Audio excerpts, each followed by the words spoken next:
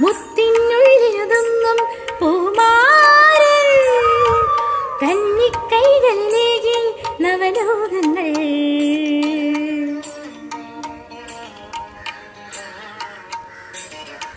മുത്തിനുള്ളിലൊതുങ്ങും പൂമാരൻ കന്നിക്കൈകളിലേകി നവലോകങ്ങൾ.